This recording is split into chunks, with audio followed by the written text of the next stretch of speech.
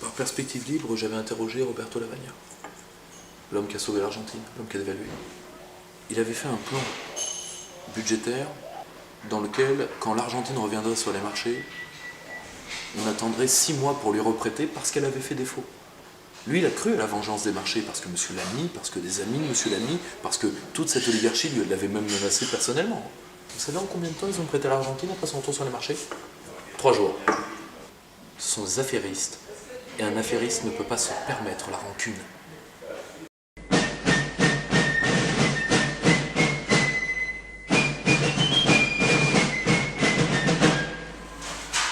Pierre-Yves Rougeron, bonjour. Bonjour. Pour commencer, je vais vous laisser vous présenter pour les lecteurs ainsi que définir votre action. Alors, je suis président du Cercle Aristote, qui est une association d'éducation populaire. C'est-à-dire qu'on organise une conférence signature par semaine à Paris, qui sont filmées et retransmises pour la majorité. Et nous essayons de faire venir sur écrit des gens de différentes tendances et de différentes spécialités, ce qui fait des conférences assez diverses en matière de thèmes, littérature, philosophie, géopolitique, stratégie et autres. Et cette association, disons, a pris une certaine importance parce qu'une conférence signature, ça fait beaucoup de travail, faire venir quelqu'un toutes les semaines.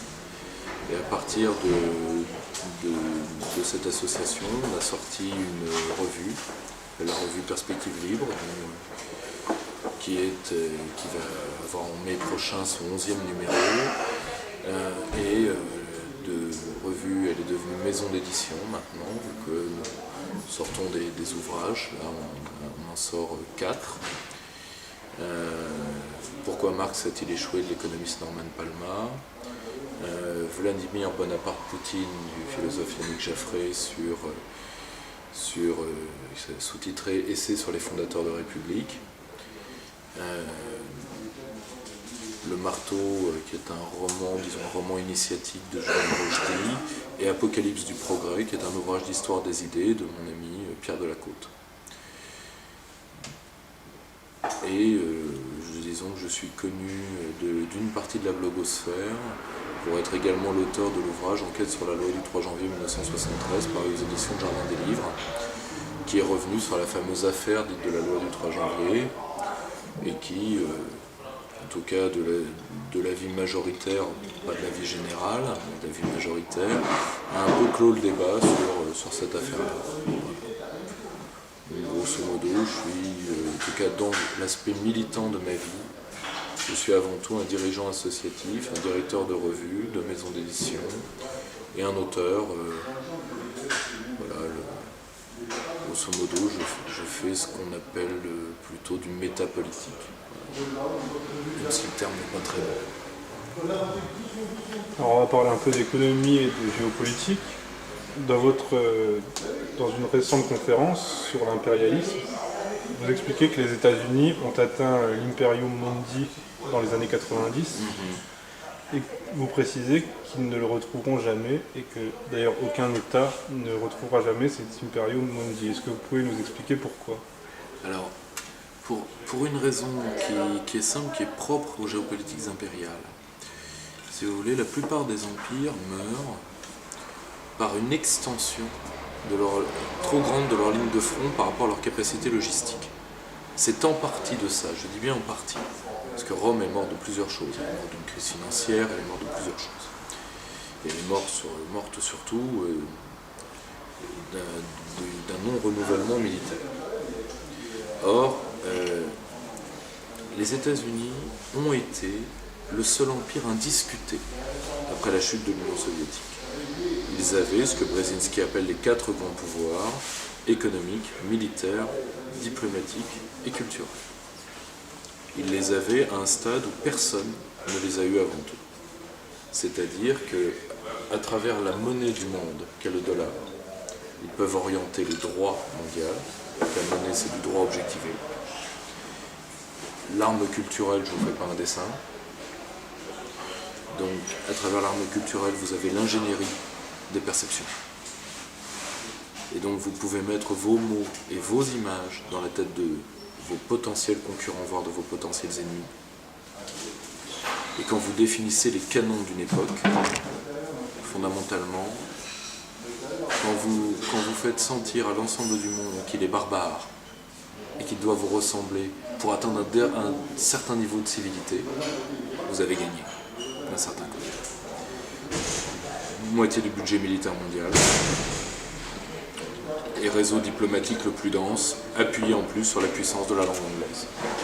Donc si vous voulez, avec en plus, par la stratégie de conquête par le libre-échange, des classes comprador obéissantes aux quatre coins du monde. Je donne un exemple très simple, le Venezuela avant Hugo Chavez, 95% de la population vivait sous le seuil de pauvreté, 5% de très riches et 3% de très très riches au sein de ces 5%. Totalement pro-américain. Et d'un côté, comme Régis Debray, qui dans ce cas comme dans d'autres a souvent tout dit, la puissance de l'Amérique, c'était qu'on voulait tellement leur ressembler que vous étiez toujours face à eux à deux doigts de trahir. Les Américains peuvent vous faire des Sino-ricains, des Arabo-ricains, des Afro-ricains, comme ils avaient fait Jean Monnet, Franco-ricains, surtout ricains d'ailleurs. Mais cette puissance-là, cette puissance coagulante, qui n'est pas propre à tous les empires. Vous avez des empires ethnocentriques, empire germanique.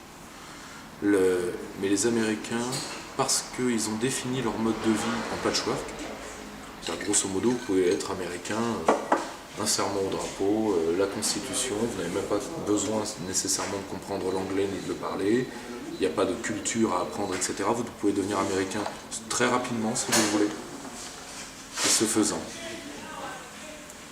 cette facilité de comprendre que l'American Way of Life vous permet d'acquérir fait de n'importe qui un collabo potentiel. C'est une puissance hors du commun. Même Rome n'a pas connu ça. Pour moi, cette époque-là s'est terminée. Elle s'est terminée beaucoup plus tôt qu'on ne le croit. Elle s'est terminée, à mon avis, quand Evgeny Primakov commence à réformer la Russie. Evgeny Primakov annonce Poutine. Et quand la Russie revient, c'est fini. Et quand la Chine entre dans l'OMC, c'est définitivement fini. Pour le coup. L'Amérique a vu ses quatre pouvoirs trouver leurs limites en même temps à peu de choses près.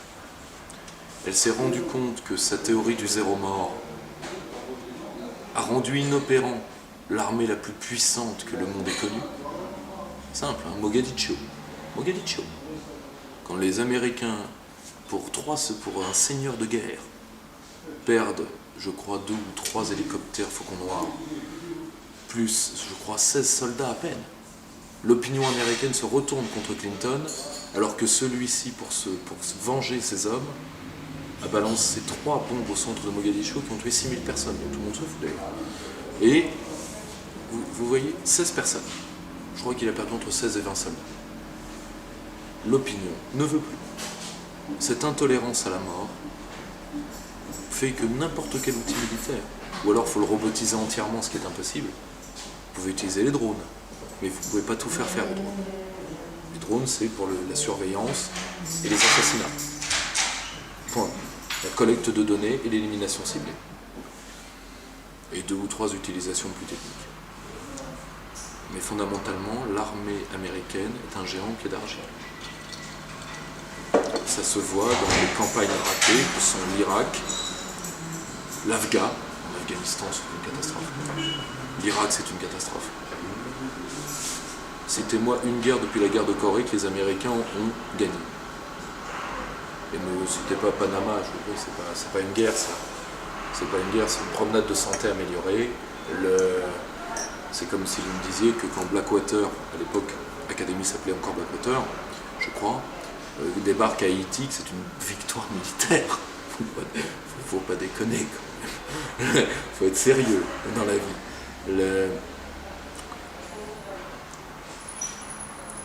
Par un phénomène qui est souvent connu en histoire coloniale, les puissances qui ont vécu l'impérialisme culturel ont retourné le discours occidental. Par exemple, en utilisant la notion d'authenticité. Ce qui ressort beaucoup, par exemple, des chaînes satellitaires arabes, qui ont utilisé les moyens de CNN pour un discours opposé, qui n'est pas un discours autonome du discours occidental. C'est pour ça que c'est encore une marque de coloniser, fondamentalement, intellectuellement. Mais certaines nations ont un discours totalement autonome.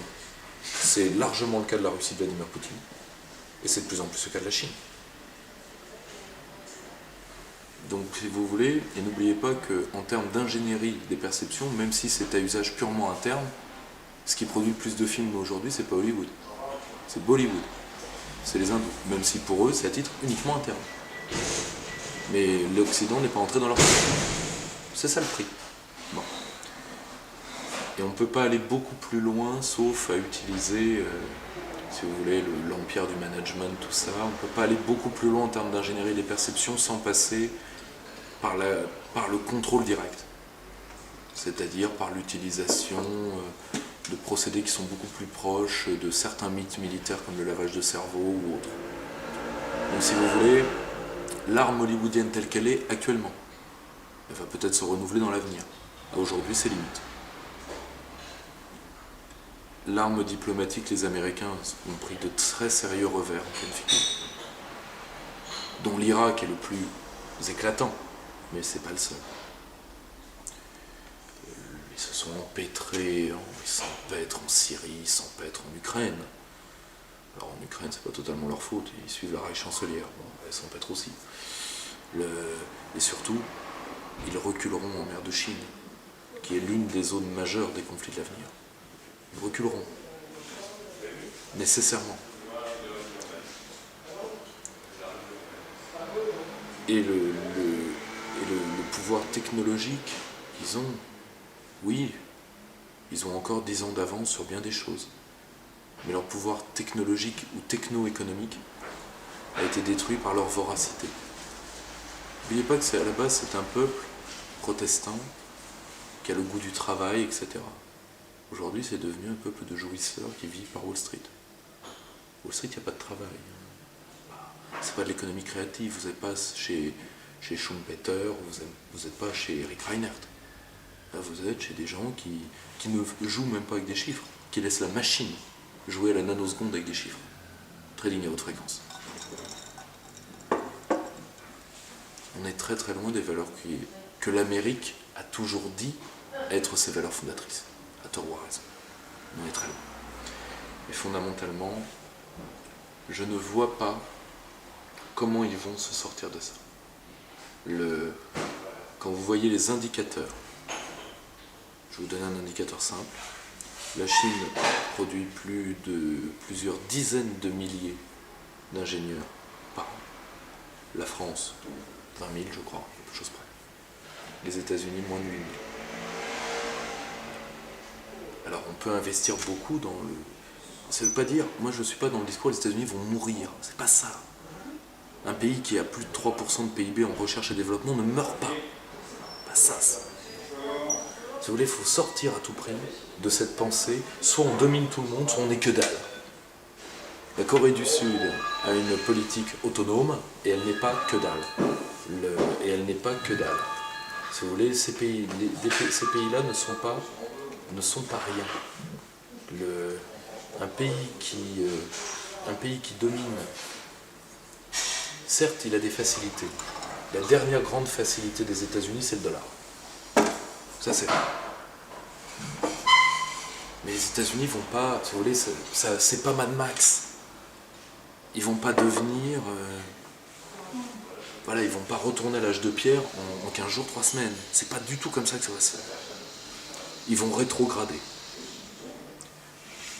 Point. Mais fondamentalement, leur maintien de puissance les a épuisés. Lisez Brzezinski, vous le dira. Quand il écrit sur l'élite américaine qu'elle vaut plus un paix, pas moi qui le dis, hein. Il est conseiller du prince. Et vous dites que le prince vaut plus rien. Il a raison.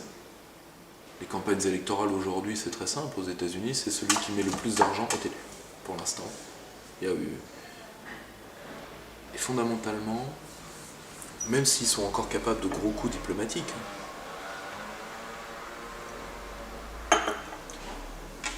et même s'ils sont encore capables d'avoir une stratégie, surtout face aux États européens qui eux n'ont rien. Pas de pensée stratégique, même pas de volonté de vivre, que dalle. Là oui, face aux États européens, c'est des aigles. Mais face à la Russie et à la Chine, c'est des aigles comme les autres. Plus gros, c'est vrai. Pour combien de temps? Ce qui risque de leur arriver, par contre, c'est une grande dépressurisation psychologique. Parce que n'oubliez pas que c'est le peuple élu du Second Testament. One nation under God. Et ça, tous les petits Américains font un serment à ça tous les matins. Et si Dieu leur avait menti? Je travaille beaucoup sur la notion de destinée manifeste, qui est une notion politique importante aux États-Unis, et sur laquelle il existe quasiment rien en France. Nous, on est des rationalistes. Nous, on est des séculaires. Aux États-Unis, 95% de la population croit en Dieu, 97% de la population ne voterait pas pour un athée. Il faut se mettre ça dans la tête une fois pour toutes. Ce ne sont pas nos cousins d'outre-Atlantique. Nous sommes des peuples différents, sur bien des points. Et surtout, leur puissance était surconsommatrice en énergie. Et pourquoi je dis qu'aucun pays n'atteindra ça? Parce que pour qu'un pays comme la Chine, que chaque Chinois atteigne le niveau de vie de l'Américain moyen, là on est dans l'impossibilité physique à ressources constantes. Peut-être qu'on va découvrir la fusion froide, peut-être que. Fusion froide, matière noire, tout ce que vous voulez. À chiffre constant. Là, pour aujourd'hui, à la date de cet entretien, c'est pas possible.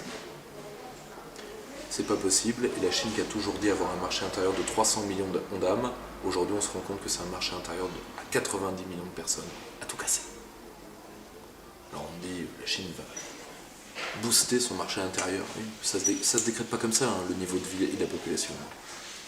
Donc vous ne croyez pas à la montée de la Chine en tant que grande puissance mondiale? Ah si. Le problème n'est pas là. Le problème c'est qu'elle n'atteindra pas le niveau de vie de l'Américain moyen, c'est tout. Donc on va revenir à un monde multipolaire. À mon avis, je pense que c'est déjà bien acté maintenant. Et ça se joue aux portes de Damas et ça se joue aux portes de Kiev aujourd'hui. Et d'un côté, les Américains sont en train de le comprendre. Il faut lire leur production stratégique. Ceux qui ne le comprennent pas, c'est les Européens. Les Européens ont peur que le chien dominant américain s'en aille. Et ils ont la trouille. Les Américains, ils font des calculs. On a isolé Poutine, ça n'a pas marché. Or, Poutine, en Asie, c'est lui l'occidental d'Asie. Enfin, c'est lui, c'est horrible à dire, mais pour un anglo-saxon pense par le fait racial. Nous, les Français, non. Mais pour un Américain, Poutine, c'est le blanc d'Asie. Qu'on ne méprenne pas ce que je suis en train de dire. Mais c'est vrai. Quelle est la puissance qui ressemble le plus à une puissance occidentale quand vous êtes aux abords de la mer de Chine? C'est la Russie, qu'on le veuille ou pas. Bon.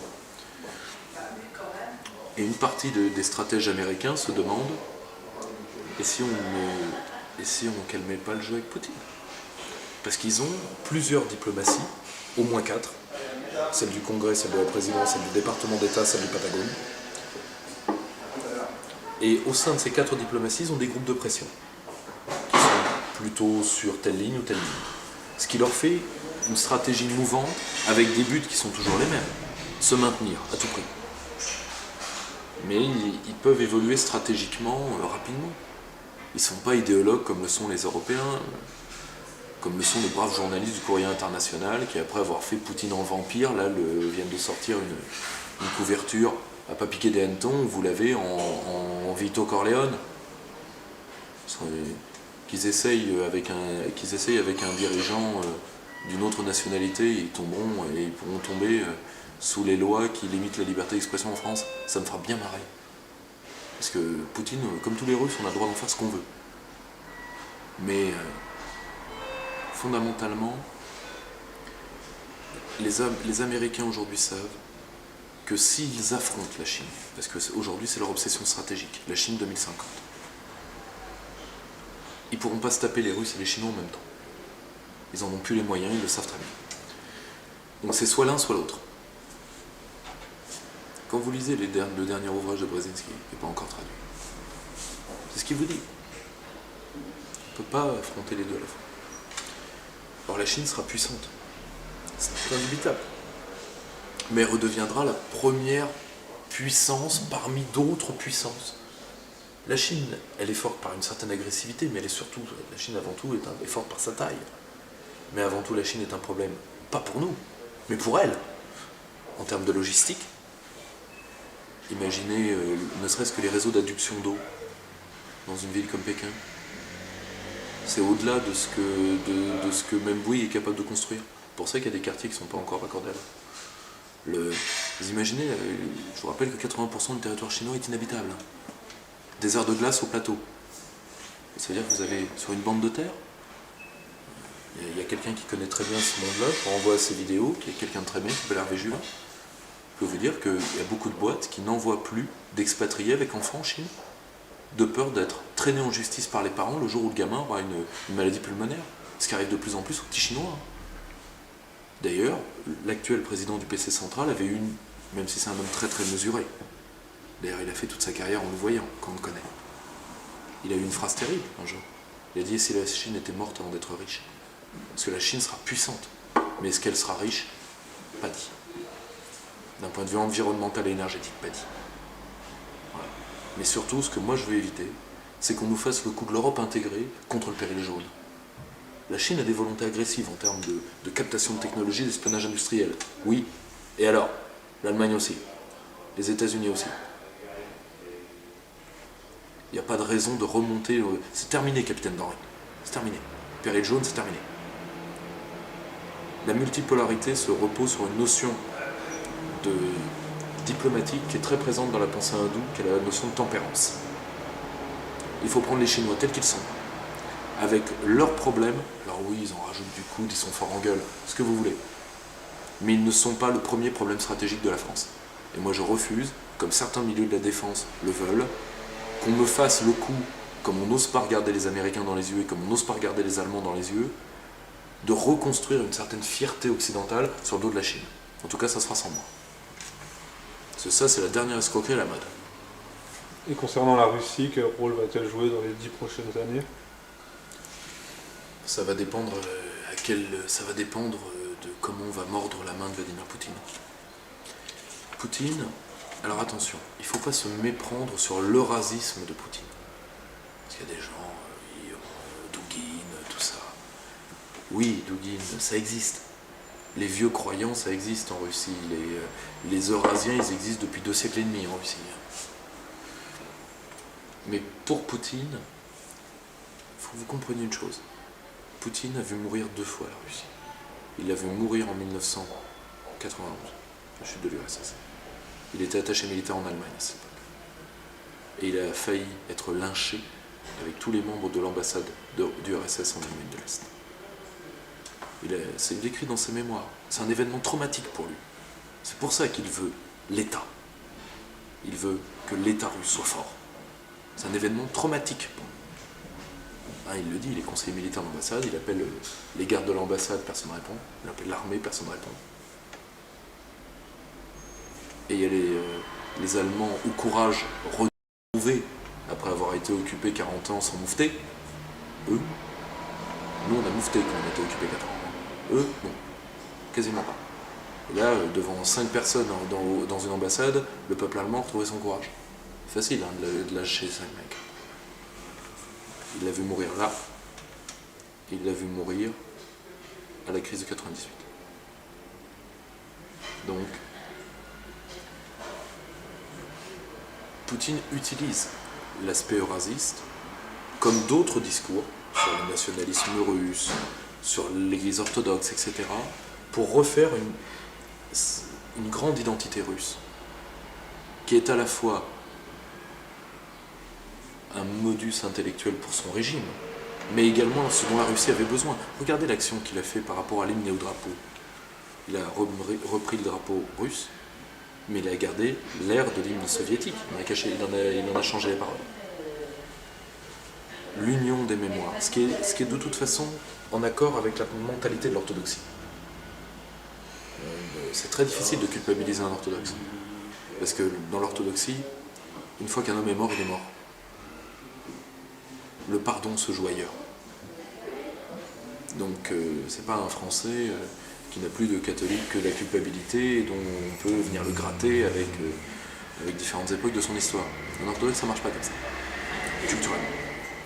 Or, fondamentalement, Poutine joue l'apaisement avec l'Ouest, depuis quasiment le début.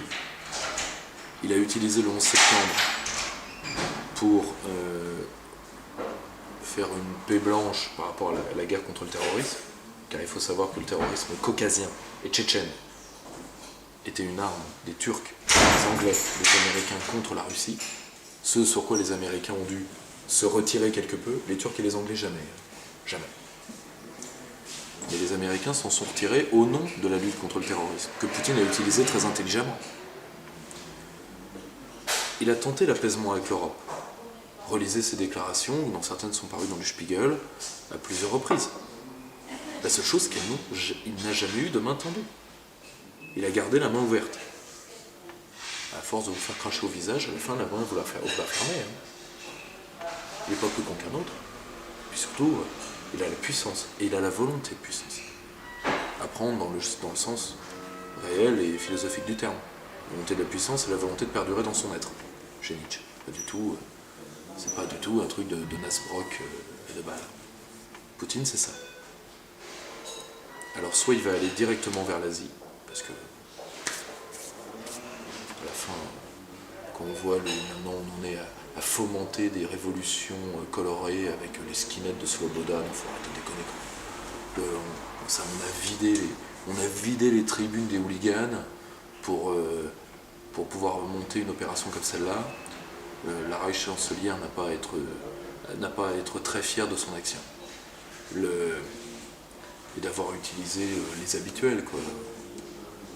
Khodorkovsky, à peine libéré de prison, comme quoi la mansuétude de Poutine parfois lui joue des tours, et qui a affrété un avion pour qui? BHL, arrivé sur le tarmac, qui était là pour l'accueillir, Raphaël Glucksmann. Ok, fermez le banc. Hein, c'est déjà Raphaël Glucksmann BHL, c'est déjà le duo qui a mis la merde en Yougoslavie, qui a mis la merde au Rwanda, qui a mis la merde partout. Voilà. C'est à force de se faire mordre par l'Ouest, Poutine ira de plus en plus vers l'Asie, même si il gardera toujours un regard vers l'Europe pour deux raisons. Premièrement, il n'a pas envie que l'Europe occidentale devienne une zone d'instabilité à ses frontières. Ce qui, pour beaucoup de stratèges russes, va arriver avec les événements. Ça, faut lire la littérature russe. Pour eux, il y aura des guerres raciales et ethniques dans les pays européens. À tort ou à raison, je vous dis, tel que eux le pensent. Ça, c'est un thème je vous renvoie aux très bons écrits une vraie spécialiste de la Russie qui a dû s'exiler aux États-Unis parce qu'en France, elle ne l'écoutait pas comme elle le mérite, Marlène Marvel. Voilà. Ça, c'est un thème qui est très présent chez les Russes. Et pour eux, ces multiples guerres en Allemagne, en Angleterre, en Italie, en France, vont faire une zone d'instabilité. Donc Poutine regarde ça, premièrement. Deuxièmement, Poutine a peur de la Chine. Comme tout le monde. Pas parce que la Chine est agressive, parce qu'elle est énorme, c'est tout. C'est tout. Rappelez-vous ce mot d'un sultan ottoman quand la Russie était très faible au XIXe siècle. Et on avait demandé au sultan pourquoi, sultan, je ne me rappelle plus le grade de l'officier, je crois que c'est, le grade de l'homme, je crois que c'était sultan, mais ça a vérifié. Il dit, mais pourquoi vous n'attaquez pas la Russie? Elle est faible. Il dit, mais parce que son cadavre suffirait à nous tuer. Son cadavre tombant suffirait à nous tuer. La Chine, c'est aussi ça. C'est un pays qui est énorme. Voilà, et la Russie, ne serait-ce que par rapport à la Sibérie et au fleuve Amour, 600 000 Russes d'un côté, 60 millions de Chinois de l'autre, faites le calcul. Voilà, même moins que 600 000 Russes, même moins. Donc, alors qu'il y a au moins 600 millions de Chinois juste au sud du fleuve. Donc ça dépendra comment on va traiter Poutine. C'est à nous d'être intelligents là-dessus, parce que sincèrement, pour avoir lu les textes qu'il a produits, pour avoir vu ce que les Russes ont tenté de mettre en place, on ne peut pas lui demander de faire un pas de plus. C'est à nous peut-être de penser ce que la diplomatie du crachat nous a coûté ces 15 dernières années, plutôt. Quel intérêt aurait la France justement à se tourner vers la Russie? Moi j'y vois 3 intérêts majeurs. Ensuite, parce que je sais ce qui traîne sur ma personne, moi je ne suis pas du tout un russolâtre ou un poutinolâtre. J'ai le droit d'aimer la Russie à titre personnel. Parce que par exemple, j'aime beaucoup les chœurs de l'Armée Rouge, je le dis tout de suite. Voilà, donc, quand à 3 ans vous écoutez les chœurs de l'Armée Rouge, vous n'écouterez jamais Diams. Voilà, j'aime la Russie culturellement. Mais quand je vois que des gens disent, certains ont écrit, une sorte d'agent russe, il faut arrêter de déconner. Moi j'aime la Russie parce que c'est l'intérêt de la France. Point. L'intérêt de la France serait d'adorer la Suisse, et j'adorerais la Suisse.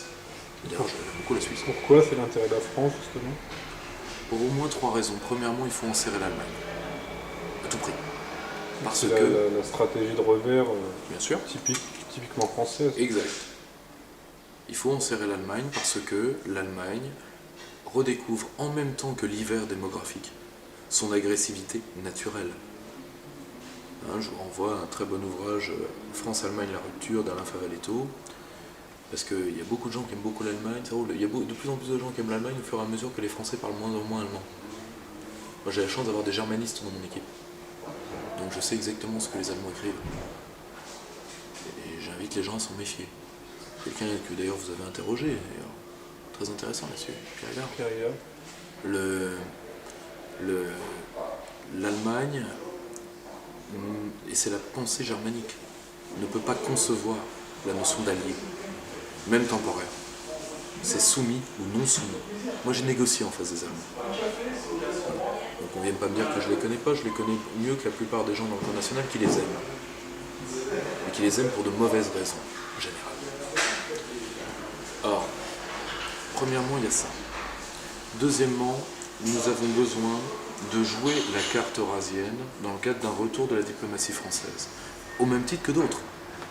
La carte latine, Italie, Espagne, Amérique latine. Je vous rappelle qu'il y a des pays entiers qui attendent la France depuis des décennies. Quand vous voyez la contribution de la France à la fondation d'un pays comme l'Argentine, comme le Chili, eux ils s'en rappellent, nous moins. Et la carte francophone, et la carte pacifique. Contrairement à l'Allemagne et à toutes les autres puissances, quasiment toutes les autres puissances européennes, nous sommes puissance pacifique. Et le Pacifique, c'est l'avenir. Ensuite, que le vieux continent. Ensuite, la carte européenne, ça ne sert plus à grand chose de la jouer, vu que quand vous voulez voir l'avenir de l'Europe, vous voyez les courbes démographiques. Point. Alors, nous pouvons nous en sortir si nous nous désarrimons du continent. Pas physiquement. On va prendre ça au premier degré. Mais fondamentalement, tout ce qui est la construction européenne, etc., c'est la construction germano-américaine.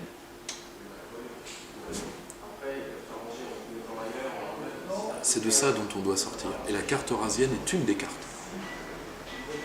qu'il faut jouer pour notre indépendance énergétique et aussi pour avoir un accès aux briques. Enfin, j'aime pas les appeler BRICS parce que c'est du vocabulaire de la gestion de fonds. C'est Goldman Sachs qui les a appelés comme ça. Mais pour avoir accès aux nouveaux émergents. Le grand partenariat technologique de l'Eurasie, c'est entre la Russie et l'Inde. Nous, on a un mal fou à négocier avec les Indes, comme beaucoup de gens. Parce que c'est un peuple, c'est pas un peuple fermé, mais c'est un peuple qui a une très grande confiance entre soi. La Russie peut nous aider là-dessus, comme nous pouvons les aider en Afrique, où pour le coup, les Russes sont très maladroits. Très très maladroits. Il faut qu'on retourne dans l'Eurasie pour pouvoir retourner dans le Pacifique à terme. Ça, c'est la deuxième grande raison. Troisième grande raison, c'est ne serait-ce que pour que la chute relative, comme je vous l'ai dit, des Américains, se fasse dans la douceur. Il faut avoir d'autres piliers de puissance. Ça ne veut pas dire qu'il faut rompre l'axe atlantique d'un coup. Déjà, ça ne se fera pas. Alors moi, je veux bien qu'on soit anti-américain au dernier degré. Moi, la réalité de la construction européenne, je l'ai écrit sous mon nom avec ma gueule. Donc, ça m'a valu suffisamment d'emmerde. Mais on ne peut pas on ne peut pas partir dans une idéologie de guerre à mort avec les États-Unis. La plupart des gens qui le veulent ne peuvent pas le faire. Vous savez pourquoi? Parce qu'ils boivent un coca de temps en temps, parce qu'ils vont au McDo de temps en temps, et parce que quand ils vont voir des films, ils vont pas que voir Amélie Poulain. Faut pas déconner. Bon, bien. Alors la guerre à mort, ça se vit tous les jours. Ça, c'est des idéologies de profs, ça. Pas de soldats. Voilà. Parce que si l'Amérique est laissée toute seule au moment où elle va chuter, sans contrepoids, elle est infiniment plus dangereuse. Parce qu'animal blessé, dangereux. Il faut faire voir aux Américains qu'ils vont avoir besoin, eux, ils se conçoivent comme le peuple de l'élection, donc ils n'ont pas besoin d'alliés. Le peuple élu n'a pas besoin d'alliés. Qu'ils vont devoir penser et respecter les gens. Un petit peu plus que ce qu'ils ont fait. Mais il ne faut pas les isoler, et pour ça il y a besoin d'un pôle fort, et ce pôle doit être fait avec la Russie. Et pas contre les Américains, parce que déjà on ne définit pas un projet uniquement avec des cibles. Ça c'est pas vrai. Il faut un contenu positif dans les choses. Et je pense que c'est le meilleur moyen de retrouver une société interétatique, pacifiée. Une sorte de Westphalie planétaire, si vous voulez. Je pense que c'est ces trois grandes raisons-là, et d'un côté parce que c'est le projet de Poutine. Il est westphalien fondamentalement, ou néo-gaulliste si vous voulez. Terme d'ailleurs très utilisé par son si séduisant patron du complexe militaro-industriel, enfin représentant à titre gouvernemental, qui est Dmitri Rogozin. Ya ruski gaulliste. Avec mon accent russe pas frais, je vous l'accorde. Alors si on va se centrer un peu sur la France, selon la thèse d'Éric Zemmour qu'il a pu développer dans Mélancolie française, la France s'est construite sur la volonté de redevenir la nouvelle Rome. Et selon François Asselineau, par exemple, la France a toujours été un contre-empire. Où est-ce que vous vous situez par rapport à ça? Le problème, c'est que les deux ont raison, mais on ne parle pas des mêmes années. C'est tout. On ne parle pas des mêmes temps. Je vais vous donner un exemple. Si vous voulez, la France, comme anti-empire, c'est une réécriture tout à fait respectable et qui a des parts de vérité, particulièrement au moment où la monarchie française est en pleine possession de ses moyens. C'est une relecture bainvillienne de l'histoire de France. Moi, Bainville, ça fait partie de mon panthéon, donc ça me va. La seule chose, c'est que quand le royaume de France s'est constitué, la dignité qui est en jeu en Europe à ce moment-là, tout le Moyen-Âge rêve de l'idée d'empire parce que Rome est tombée. Et la dignité impériale, chacun essaye de la prendre pour justifier sa domination du continent. L'empereur germanique, le pape. Et le roi de France comprend très tôt qu'il n'aura pas la dignité impériale occidentale. N'oubliez pas que l'Empire romain se scinde, que la partie occidentale tombe dans les années 480 et quelques, je crois. La partie orientale ne tombera qu'à la prise de Constantinople par les Turcs. Or, à ce moment-là, on se bat à coup de quoi? À coup de droit romain. Or, le droit romain, c'est le droit de quoi? C'est le droit de la République romaine, c'est vrai. Mais c'est également le droit de l'Empire romain, tout simplement. Donc, on se bat à coup de droit romain pour justifier l'indépendance du roi de France par rapport à la couronne germanique et par rapport au pape. Et donc, les légistes royaux vont dégager la doctrine de la souveraineté, qui trouvera son couronnement au moment des guerres de religion avec le camp des politiques et Jean Bodin. Mais très tôt, on va dire que le roi de France est empereur en son royaume. Ça ne veut pas dire qu'il est empereur au sens de l'impérialisme, ce qui est d'ailleurs une réalité qui n'arrive qu'au XIXe siècle, ça. Il est empereur au sens où rien au temporel ne lui est supérieur. Je suis maître chez moi. Donc si vous voulez, la France a voulu être sur les pas de Rome pour être indépendante. Et après, elle s'est faite contre les empires allemands et anglais. Mais on n'est pas sur le même segment de temps. On est, grosso modo, Moyen-Âge, début de la Renaissance, quand la France suit Rome, pour récupérer l'indépendance du droit romain, l'auctoritas et la potestas. Et ensuite, quand la monarchie française est en acte, qu'elle est pleine et entière, grosso modo à partir de Philippe le Bel, on peut commencer à parler de la France comme contre-empire. Fondamentalement, les deux ont raison. On n'est pas sur la même période de temps. Et d'un côté, l'épopée napoléonienne fausse un peu les cartes. Parce qu'en même temps, nous avons toujours été contre-empire, oui, mais nous avons soumis les 2 tiers de l'Europe. Parce que fondamentalement, il y a l'ambiguïté Bonaparte-Napoléon. Bonaparte, fondamentalement, il termine la Révolution. Il termine la Révolution sur 2 points. Il réaménage l'État et il consolide certains acquis de la Révolution, et entre autres l'affaire des biens du clerc. Ensuite, il y a l'élan Bonaparte. Alors que, je vous rappelle ce que disait Bainville, sauf pour la gloire, sauf pour l'art. C'est une phrase très dure. Moi, je comprends qu'on puisse être bonapartiste. La seule chose, c'est que comment on gère l'aspect français dans l'empire français de Bonaparte. Il y a un bonapartisme, le bonapartisme c'est surtout forgé avec Napoléon III. Avec Napoléon III. Qui est un autre bonapartisme Tout sans à fait. l'Empire. Oui, sans l'Empire, et pour le coup avec des idées sociales qui inspireront énormément le gaullisme. C'est d'ailleurs pas pour rien qu'une des meilleures biographies de Napoléon III sera écrite par Philippe Séguin. Pas étonnant, fondamentalement. Certains ont tendance à résumer le bonapartisme à l'impérialisme. Oui, et c'est justement parce que ça a faussé les cartes. Alors que fondamentalement, quand on étudie Bonaparte, les guerres qu'il fait, pour la plupart sont des guerres de défense, fondamentalement. C'est ce que les gens ne comprennent pas. Et ensuite, et fondamentalement, il essaye de réaménager certains des pays, Espagne, Italie. En Espagne, ça se passera très mal. Et c'est pour ça que, quand vous voyez la littérature européenne sur Bonaparte, Bonaparte est admiré, particulièrement en Russie. Il est l'ennemi fiable, il est l'ennemi à notre hauteur. Il est l'ennemi viril.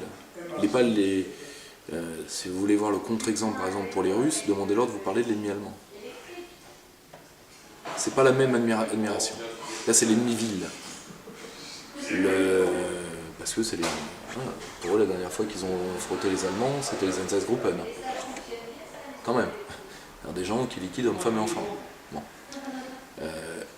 Et si vous voulez, comme on est mal à l'aise maintenant, chaque année on rajoute une époque avec laquelle on est mal à l'aise. Grâce à M. Ribes, maintenant on est mal à l'aise avec Napoléon. Avec Jospin. Oui, bien sûr. Un jour il faudra comprendre que ces gens-là ne sont ni historiens ni de vrais politiques, et on aura fait un grand pas en avant. Et fondamentalement, on se dit, et Bonaparte, par rapport à tout ça, ce grand débat, France-Empire, France non-Empire. En réalité, si vous voulez, Bonaparte, lui, n'est pas du tout dans le fait de refaire Rome. Mais il est, lui, dans une optique stratégique, c'est pour ça qu'il va en Russie, ce qui est sa plus grande erreur, de glacis protecteur, parce que Bonaparte a longtemps attendu le fait que les couronnes européennes acceptent le legs de la Révolution française. Et tant que ces legs n'étaient pas acceptés, il est allé d'avant en avant pour se constituer un glacis stratégique. Là où il a fait une erreur, c'est qu'il est tombé face au seul pays avec lequel il aurait dû négocier, ce que Joséphine d'ailleurs lui demandait, qui était la Russie, parce que la Russie ne pouvait pas accepter les legs de la Révolution. On y pratiquait encore le servage, qui n'existe plus en France, pas depuis 1789, depuis bien avant. Il n'y avait plus de servage. Il n'y avait plus de servage effectif depuis longtemps en France. Pour l'Empire russe, c'était la mort de l'accepter. Napoléon ne l'a pas compris.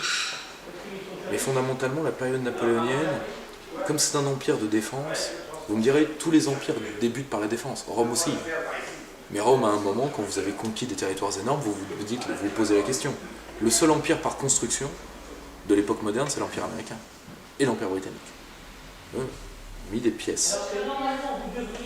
Et fondamentalement, les deux, empires de défense ou empires d'offensive, se terminent aussi mal l'un que l'autre, fondamentalement.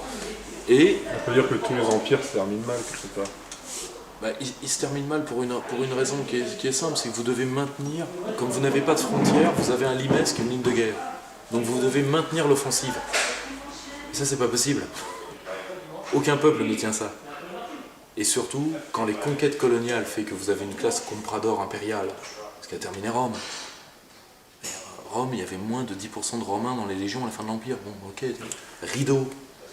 Quand les grandes familles romaines disent que « Ah non, on va pas sacrifier notre fils aîné », bon, ok, c'est terminé. C'est fini. Quand il n'y a plus de consentement à mourir, ça ne sert plus à rien de faire d'empire. Les Américains sont en train de l'apprendre très douloureusement, ça. Donc, si vous voulez, l'ère napoléonienne, fondamentalement, parce qu'elle est biface, Napoléon III, Bonaparte, Napoléon, c'est avant tout un incident de l'histoire dû à la période extrêmement troublée qui l'a précédée, qui est la période révolutionnaire. Et c'est pour ça qu'on ne peut pas juger l'histoire de France à partir de l'homme bonapartiste. On ne peut pas. Enfin, bonapartiste au sens de Napoléon Ier. C'est pas un incident de l'histoire, si vous voulez. C'est juste, c'est un homme qui a terminé des temps troublés par une grande politique, peut-être trop grande par rapport au temps qui était le sien, parce que c'était déjà plus le temps des grandes guerres de conquête, fondamentalement. On va parler un peu d'économie maintenant. Je vais poser une question simple. Quelles conséquences aurait pour la France une sortie de l'euro? Alors, comme nous on a fait une conférence assez lourde là-dessus par mon ami Xavier Dupré sur la sortie de l'euro, et qu'il y a les documents, particulièrement le document Sapir-Murer sur qui a la grande note sur la sortie de l'euro, on va essayer d'être rapide. Bon, théoriquement, on pourrait, en cas de sortie coordonnée de l'euro, ce serait relativement indolent pour l'économie française. Mais ça n'aura pas lieu. Parce que les Américains ont trop besoin de l'euro pour le faire, et les Allemands ont trop besoin de l'euro. Donc ça se passera mal. Mais ça, c'est pas grave. Parce que c'est soit... Voilà, c'est très simple, vous êtes sur un bateau. Vous avez le choix, ou dans un avion, vous avez le choix entre des turbulences et un crash. Vous prenez quoi? Vous prenez les turbulences, je comprends. Vous avez le choix entre ça tangue un peu, vous avez le mal de mer, et un naufrage. Vous prenez le mal de mer, on est d'accord? Bon, la sortie de l'euro, c'est ça. On va un peu tanguer, il va falloir redéfinir en 3 parties, c'est-à-dire constitution de fonds souverains, nationalisation de la dette, dévaluation. Il va falloir faire 3 pôles qui vont être très rapides, ce sera une affaire d'heure. Mais pour 90% des Français, croyez-moi, ça sera indolent. À l'échelle internationale, ça va être boum. Ouais. Là, on va changer de paradigme parce qu'on sera en totale hétérodoxie. Là, ça va être drôle pour le coup. Là, il va y avoir de la vie. Parce que, ou alors, on reste dans l'Union Européenne, et là, c'est la mort. Ça, c'est sûr. Pour tout le monde. Même pour l'Allemagne, quoi qu'elle en pense. Ce sera la mort pour tout le monde. Alors, entre la mort certaine et l'aventure, une aventure qui, de toute façon, parce qu'il y aura dévaluation, ne peut pas mal se finir. On va tanguer. La France a été envahie une dizaine de fois, démembrée au moins 3 fois. On a déjà tangué de manière beaucoup plus lourde dans notre histoire, ça va. Le principal argument des gens qui pensent que la sortie de l'euro serait une catastrophe tourne autour de la dette. Ouais, voilà. Il lui arriverait quoi, la dette, pour ces gens-là? La dette, elle est en contrat de droit français, d'accord, pour la majorité. Donc, Or, ils n'ont pas le droit d'exiger, ça c'est le droit international qui le dit, un créancier ne peut pas exiger le type de monnaie dans lequel il entend être payé. Donc, ils seront payés en francs, et soit ils seront payés avec du retard, soit ils seront payés, je parle des créanciers internationaux, hein. Les créanciers français, on va les gérer à la japonaise, il n'y a pas de problème. Les créanciers internationaux, c'est soit ils ont leur contrat de dette en droit français, sauf une part légère qui, elle, faudra statuer dessus. Ceux qui sont dans des droits autres que le droit français, faudra statuer dessus. Mais si vous m'accordez 2 minutes, on va faire une petite leçon d'histoire, parce que ça, je trouve l'argument totalement malhonnête. Malhonnête pour 3 raisons. Premièrement, un État n'a pas... Vous ne pouvez... Une démocratie, contrairement à ce que croit M. Raffarin, appartient à ses citoyens. Elle n'appartient pas à ses créanciers. Ce que M. Raffarin avait osé dire au micro de M. Apathy, le grand intellectuel devant l'éternel. Mais Je vous rappelle que l'intendant aux finances de Louis XV disait « La France fait faillite une fois par génération pour se mettre au pair ». C'est un changement d'époque. Hein. Et ça vient de la Révolution française. Ça fait partie d'un des mauvais legs, parce qu'il y en a des bons, contrairement à ce qu'on croit, de 1789. Fondamentalement, un État peut répudier sa dette. Pourquoi? Parce que la dette d'État, c'est rentable. Et il n'y a pas de raison que ça le soit à tous les coups.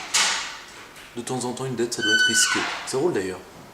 Tous ces gens qui vous parlent de risques, le smicard devrait prendre des risques avec son SMIC, ou sont au-dessous du SMIC, pour Monsieur Lamy, socialiste, encore heureux. C'est drôle, tous ces gens-là sont obsédés par le risque, ils n'investissent que dans la valeur la plus sûre, qui est la dette étatique. Faites ce que je dis, hein. Faites ce que je dis. Ça, c'est malhonnête. Premièrement. Deuxièmement, la dette, il va falloir la renationaliser parce que l'euro, c'est l'internationalisation de la dette. Parce que l'euro va avec la financiarisation, et la financiarisation, c'est l'internationalisation des dettes mondiales. Bon, bien, la fin de l'euro, c'est le début de la définanciarisation de l'économie, oui. Parce que, je suis navré de le dire, on évalue un projet de société en termes collectifs, pas en termes individuels. Or, le projet de financiarisation du monde, je suis désolé, pour la majorité des gens, ça a été rentable? Vous êtes sûr de ça? Bon. Dernier point. Par Perspective Libre, j'avais interrogé Roberto Lavagna, l'homme qui a sauvé l'Argentine, l'homme qui a dévalué. Il avait fait un plan budgétaire dans lequel, quand l'Argentine reviendrait sur les marchés, on attendrait 6 mois pour lui reprêter parce qu'elle avait fait défaut. Lui, il a cru à la vengeance des marchés parce que M. Lamy, parce que des amis de M. Lamy, parce que toute cette oligarchie lui l'avait même menacé personnellement. Et il a dit, bon, pendant 6 mois, ils ne vont pas nous prêter. Vous savez en combien de temps ils ont prêté à l'Argentine après son retour sur les marchés? 3 jours. Ils veulent faire de l'argent, il faut comprendre ça. Ce sont des affairistes. Et un affairiste ne peut pas se permettre la rancune. C'est tout. Ils sont forts en gueule. Mais s'ils menacent des puissances souveraines, oui, avec l'arme mélique. Parce qu'à un moment, si on veut revenir à l'archaïque de la fonction politique, qui est la signification de la mort, on peut y jouer aussi, à ça. Alors nous sommes des gens polis, ils ont intérêt à le rester aussi, et ils le resteront, croyons. Tous les pays qui ont fait défaut, la grande vengeance des marchés, trouvez-moi un point où elle a eu lieu. Et l'Argentine en ce moment n'est pas un point comme ça, parce que les fonds vautours qui emmerdent l'Argentine pour 15 milliards à peu près, à peine. Derrière eux, il y a l'État américain. S'il n'y avait pas l'État américain, ce serait coucou-panier. Voilà. Voilà ce que c'est la puissance de ces gens-là. Tigres de papier, avant tout. Concernant le système économique français, est-ce qu'on vit dans un système ultra-libéral, comme le clame Marine Le Pen, ou dans un système socialiste, comme l'avancent les libéraux? Alors, si vous voulez,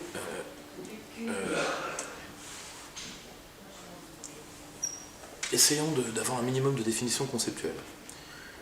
Le socialisme, c'est la part de l'économie qui est donc porte facilement ouverte, socialisée, c'est-à-dire qui est accessible à tous. Cette part-là, elle se réduit en France. Bon. Elle se réduit depuis 40 ans. Le service public s'effondre. Alors, les libéraux vous diront, oui, mais il y a la pression fiscale. D'accord. Venons-y à la pression fiscale. La pression fiscale en France, elle n'est pas due à l'État. Les dépenses de l'État s'effondrent depuis des années. Les dépenses des collectivités territoriales augmentent. Vous savez pourquoi? Par clientélisme. Or, les libéraux ont toujours voulu la décentralisation pour recréer des seigneurs féodaux. Pourquoi ils se plaignent? Ils ont ce qu'ils ont voulu. Le problème, c'est que les seigneurs féodaux, c'est dépensiers. Bah oui, parce qu'avant, il y avait la tutelle administrative du préfet, qui disait non, monsieur Fraîche, non, on ne va pas donner 2 millions d'euros à l'agence de communication dans laquelle travaille votre femme pour tester auprès des gens une campagne de publicité pour débaptiser la région Languedoc-Roussillon pour en faire Septimanie. Vous vous rappelez de cette affaire-là? Septimanie? Je crois entre 1 et 2 millions. Avant la décentralisation, le préfet aurait pu dire « Nine, terminé ». On n'a plus le droit. Contrôle, plus d'opportunités, mais de légalité. Les actes étaient légaux, tendancieux mais légaux. Donc 2 millions de jetés par la fenêtre. Ça, c'est tous les jours, la gabegie. D'accord? Les libéraux ont voulu ça. Ils l'ont voulu ça. Bon. Or, l'ultralibéralisme, vous voulez, l'ultralibéralisme, lui, ça dépend quelle définition vous donnez aux choses. Parce que l'ultralibéralisme, c'est plusieurs projets de société, c'est pas qu'un seul. Voyez celui qui a fait les meilleures études là-dessus, qui est certainement Serge Audier, néolibéralisme paru chez Grasset.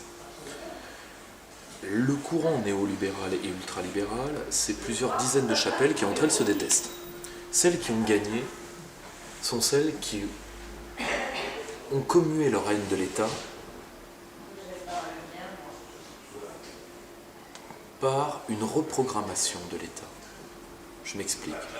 Les ultralibéraux qui veulent que l'État gendarme, que l'État maigrisse et disparaisse, voire même qu'il n'existe plus du tout, comme les Randiens. Ces gens-là sont de doux illuminés, parce qu'eux-mêmes ne pourraient pas vivre dans le monde qu'ils veulent. Il y en a beaucoup dans le 16e arrondissement. Très bien. Retirons les forces de police pendant 3 semaines du 16e arrondissement et donnons la nouvelle aux banlieues. Qu'il n'y a plus de flics du tout dans le 16e arrondissement et qu'il n'y a plus de police, qu'il n'y a plus d'État. Ils tiennent combien de temps? Ils tiennent pas les 3 semaines, je vous le dis tout de suite. C'est des quartiers qui tournent au pillage. Très vite. Donc, si vous voulez, ces écoles radicales-là, randiennes et autres, sont de doux illuminés, sont les libertariens. Les autres pensent que l'État peut être reprogrammé pour faire advenir la société de marché. Ça a bien marché au Japon ou en Corée. Et c'est dans l'élite française. Ils ne veulent pas déréguler, ils veulent faire une régulation alternative. Ils ne sont pas cons. Vous savez pourquoi? Parce que... Est-ce que l'image de l'État chez Hobbes vous dit quelque chose? Vous savez, un grand monarque avec des milliers d'hommes dans son ventre. C'est une peinture. Et c'est marqué au-dessus de lui, nulle force au monde ne peut s'opposer à lui. Le Léviathan. Or, le seul moyen de détruire le bouclier le plus solide du monde, c'est de lui lancer la flèche la plus solide du monde. Et le seul moyen de tuer l'État, c'est pas de l'extérieur, comme l'ont cru les anarchistes, ou certains anarcho-capitalistes. C'est de le tuer de l'intérieur. C'est-à-dire parce que l'État, c'est des millions d'hommes et de femmes qui bossent dans le même sens tous les jours. C'est une force inarrêtable. Mais si vous retournez cette force-là contre lui, vous le tuez. C'est ce que l'Union européenne a fait. Et c'est ces libéraux-là qui ont gagné. Les démocrates chrétiens, les Deloriens, les ultras n'ont pas gagné. Les Friedmaniens étaient beaucoup plus intelligents que les hommes de l'école autrichienne. Les hommes de l'école autrichienne étaient des radicaux. C'est pour ça qu'on les a mis de côté. Mais leur projet est devant eux, de quoi ils se plaignent? C'est pas eux qui l'ont fait. C'est surtout de ça de quoi ils se plaignent. C'est-à-dire que le projet a été fait, ils ne sont pas passés à la caisse. Oui, je comprends. Fondamentalement, nous vivons dans ce mix-là, qui est un mix d'ultralibéralisme et de projet, qui retourne la logique étatique contre l'État. Ce qui fait au passage qu'à la fin, c'est plus un projet idéologique, c'est un projet de prédation. C'est pour ça que les petits entrepreneurs, dont je supporte le libéralisme, parce que pour eux, ils s'imaginent être des self-made man. Ils ne se rendent pas compte que le cadre légal de leur entreprise, que tout ça, c'est permis par l'État. Mais eux, ils sont la tête dans le guidon, donc je ne peux pas leur en vouloir. Mais pour eux, la vie est difficile, pas à cause de l'État, parce que l'État doit les pressurer, eux, pour que Madame Bettencourt ne paye pas d'impôts. Parce qu'elle, elle n'en paye pas, quasiment pas. Eux, oui. Vous comprenez? Et la martingale. C'est une logique étatique retournée, au service du libéralisme. C'est-à-dire, c'est pour ça d'ailleurs que vous voyez de plus en plus en doctrine, par Mme Cantos-Perber et ses amis, le terme de social-libéral. C'est parce qu'ils ont compris la logique qu'ils ont eux-mêmes mis en place. Encore heureux d'ailleurs. Voilà. Donc si vous voulez, Marine Le Pen a raison. Elle a raison, mais une part des libéraux a raison de son point de vue. Le problème, c'est que pour eux, le vrai problème, parce que j'en côtoie beaucoup, c'est que le projet s'est fait sans eux. Voilà. Et qu'ils se sont fait doubler par des démocrates chrétiens qui pour eux étaient des mous. Le problème, c'est que les mous, d'un point de vue darwinien, sont redoutables. Parce qu'ils sont nombreux et organisée. Voilà. Ce qui est trop radical est insignifiant. C'est ce que beaucoup de libéraux français ont appris par la construction européenne. Elle a fait ce qu'eux voulaient, mais sans eux. C'est triste. Rueff a été le premier cocu de cette affaire-là. Remarquez, ça lui fera les pieds, il avait qu'à pas trahir de l'autre. Une dernière question. Est-ce que vous croyez à une forme de libéralisme de l'intérieur, comme a pu Philippe de Villiers en a parlé, je crois, protéger à l'extérieur, libérer à l'intérieur? Si vous voulez, moi je le dis sincèrement, ce système-là, qui est d'ailleurs très en vogue aujourd'hui dans une part de l'ultra-droite, ça rappelle les écrits de Guillaume Fay, ou genre comme ça. Mais lui, il le parle à échelle continentale, en bon ancien Digresse. Moi, j'y crois absolument pas. Pour une raison qui est simple.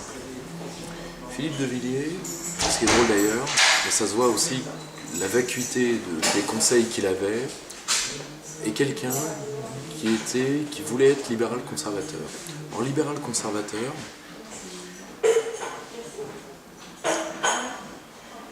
ça existe dans des pays qui ont une vraie tradition de conservatisme. Et pour moi, vu que un des plus grands experts du conservatisme américain est un de mes amis, le philosophe Paul Gottfried, je suis assez en accord avec lui pour vous dire que ça n'existe qu'en Angleterre. Quand vous êtes libéral-conservateur ou libéral-conservateur et catholique, il y a beaucoup d'intellectuels qui essayent de faire des mix en France. Vous finirez soit catholique, soit conservateur, soit libéral. Parce que ce sont des logiques. Si vous êtes quelqu'un de cohérent avec vous-même, après si vous revendiquez, ce que quelqu'un que j'aime beaucoup, elle l'a fait lors d'une de mes conférences, Chantal Delson. Elle a dit, mais moi je revendique de ne pas suivre le principe de non-contradiction. Très bien. Là vous faites une idiosyncrasie individuelle, qui sont passionnantes pour l'historien des idées que je suis. Passionnantes. Regardez Isaiah Berlin. Isaiah Berlin, il était réactionnaire, contre l'idéologie du progrès, libéral, et il a accepté 1789. Ça fait beaucoup pour un seul homme. Mais ça, c'est des idiosyncrasies individuelles et ça ne fait pas de système politique collectif. Individuellement, vous pouvez être ce que vous voulez. Carpe, lapin et fromage, si vous voulez. Ça, c'est une idiosyncrasie si vous vivez bien avec. Mais les systèmes collectifs ont besoin de logique inhérente. Quand vous libéralisez complètement une société interne et que vous en faites une société de marché, parce que l'économie de marché et la société de marché, ça va ensemble. Le rêve d'Hassan II de faire un Maroc féodal et ultra moderne en même temps, allez à Marrakech, vous allez m'en dire des nouvelles. Ça n'existe pas. Ça n'existe pas. Si vous faites un pays très libéral à l'intérieur, vous allez créer une classe comprador, une classe très riche par la libéralisation, qui va demander à devenir encore plus riche et qui fera pression sur vous en tant que gouvernant pour libéraliser les échanges internationaux parce qu'elle s'en fout, ses avoirs sont déjà à l'extérieur. Et ça, si vous voulez, c'est pour ça qu'il faut être cohérent avec soi-même. Quand vous voulez un système régulé, il faut qu'il soit régulé et que la puissance de l'État soit indiscutée, à l'externe comme à l'interne. Car on tombe toujours par là où on penche. Je peux vous dire, il y a un libéralisme qui peut tenir pour la France. Une certaine dose de libéralisme. C'est ce que faisait Michel Debré. Michel Debré, à chaque fois qu'il libéralisait quelque chose, il mettait derrière une autorité de contrôle. Vous voyez, pour avoir autorisé 3 opérations de bourse, il leur a foutu la cope dans les pattes. C'est-à-dire, sans que l'État bouge, l'État contrôlait encore plus. Et en termes de liberté individuelle, les mecs étaient encore plus libres. Mais ils étaient encore plus libres d'aller dans le bon sens. Ou alors ils étaient encore plus libres d'en prendre une. Et ça, si vous voulez, dans la mentalité française, je pense que c'est le meilleur système. Parce que je ne crois pas au greffe institutionnel. Il y a des systèmes de greffe et il y a des systèmes de rejet institutionnel. On ne peut pas dire, oui, on va faire ça parce qu'en Suède on le fait, au Japon on le fait, au Mozambique on le fait, dans un bled paumé autour de La Paz, on le fait. Non. Un système institutionnel doit être cohérent avec lui-même et cohérent avec la pensée du peuple auquel vous le mettez, sur lequel vous le mettez. Sinon, vous faites des plans d'ajustement structurel de type FMI, C'est-à-dire, il y a un problème en Inde, ajustement structurel, il y a un problème sur la Lune, ajustement structurel, le même. Et ça ne marche pas. Ça fait des programmes électoraux. Et, comme disait Charles Pasqua, les promesses n'engagent que ceux qui écoutent. Est-ce que vous pouvez finir avec un mot rapide, un mot d'espoir pour la France?